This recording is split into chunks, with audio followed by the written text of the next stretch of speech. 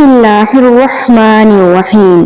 السلام علیکم دوستو، تاجدار کائنات، شہنشاہ انبیاء حضرت محمد صلی اللہ علیہ وآلہ وسلم کی پیاری لخت جگر حضرت فاطمہ رضی اللہ تعالی عنہ کے گھر عصر کی نماز پڑھی جا چکی تھی۔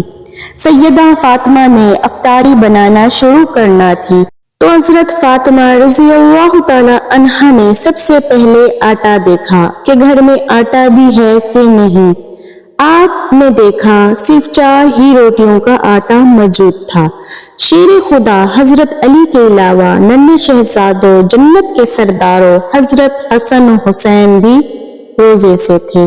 افطاری ہونے سے پہلے سب اللہ تعالیٰ کی عبادت میں رو رو کر دعائیں مانگ رہے تھے۔ افطاری کا وقت ہوا تو حضرت فاطمہ رضی اللہ تعالی عنہا نے دعا کو ختم کیا اور حضرت فاطمہ رضی اللہ تعالی عنہا نے 4 روٹیاں پکائیں اور شاہ کونین کی لاڈلی بیٹی کے گھر رمضان کا دسترخوان سج جاتا ہے جس پر صرف 4 روٹیاں اور کچھ سحری سے بچا ہوا سالن موجود ہے۔ اللہ اکبر۔ سیدہ فاطمہ رضی اللہ تعالی عنہ نے ایک ایک روٹی سب کے آگے رکھ دی۔ مغرب کی اذان ہوئی، روزہ افطار ہوا۔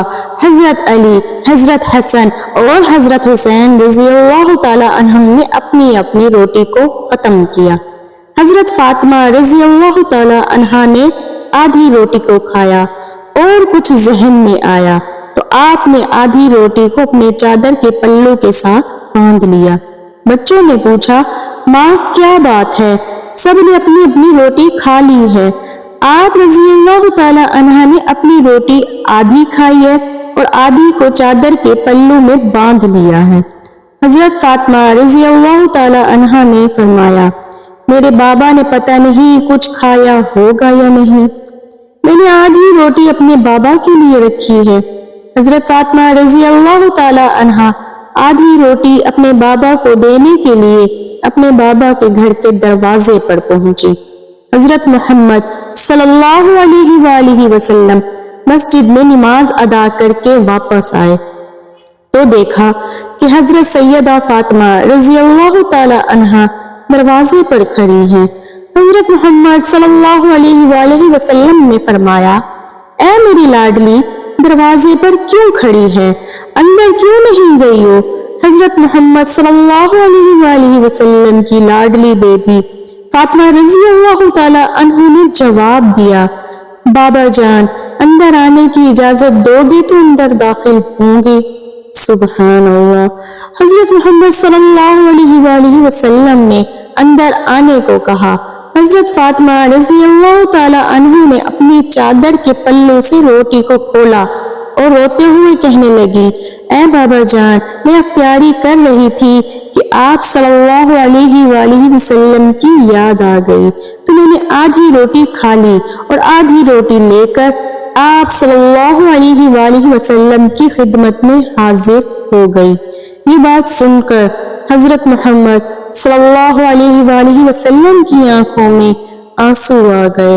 حضرت محمد صلی اللہ علیہ وآلہ وسلم حضرت فاطمہ رضی اللہ تعالی عنہ کو فرمانے لگے، اے میری لاڈلی، آپ نے بہت ہی اچھا کیا جو روٹی لے آئی ہو، ورنہ میرا 4تھا دن بھی بغیر کچھ کھائے پیے گزر جاتا۔ سبحان اللہ۔ حضرت محمد صلی اللہ علیہ وآلہ وسلم نے حضرت فاطمہ رضی اللہ تعالی عنہ سے روٹی لے لی تو حضرت فاطمہ رضی اللہ تعالی عنہ کہنے لگی، اے اللہ کے نبی صلی اللہ علیہ وآلہ وسلم، آج میں آپ صلی اللہ علیہ وآلہ وسلم کو اپنے ہاتھوں سے روٹی کھلاؤں گی۔ اللہ اکبر۔ وہ کیا منظر ہوگا جب حضرت فاطمہ رضی اللہ تعالی عنہ اپنے ہاتھوں سے نوالے توڑ توڑ کر اپنے بابا جان کے منہ میں ڈال رہی ہوں گی۔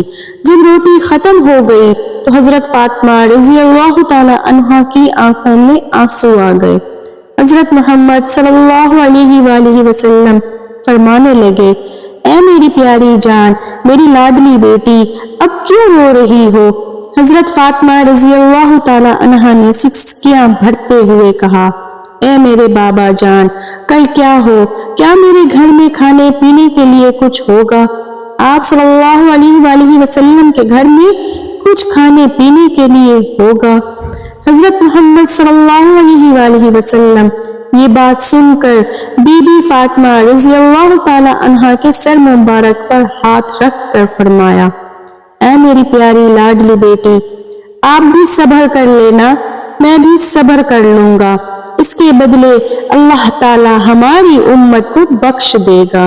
سبحان اللہ۔ اے مسلمانوں، غور کرو، حضرت محمد صلی اللہ علیہ وآلہ وسلم اور اس کی بیٹی فاطمہ رضی اللہ تعالی عنہا مسلمانوں کے لیے بھوکے رہے۔ آج کل کی عورتوں کو حضرت فاطمہ کا دوپٹہ یاد نہیں، وہ کھلے عام اپنے سروں کو بغیر ڈھانپے گلیوں بازاروں اور محلوں میں عام گھومتی ہوئی نظر آتی ہے۔ اے مسلمانوں، بے شک ہماری بخشش اسی میں ہے کہ ہم اپنی زندگی اہل بیت کے بتائے ہوئے طریقوں پر گزار دیں۔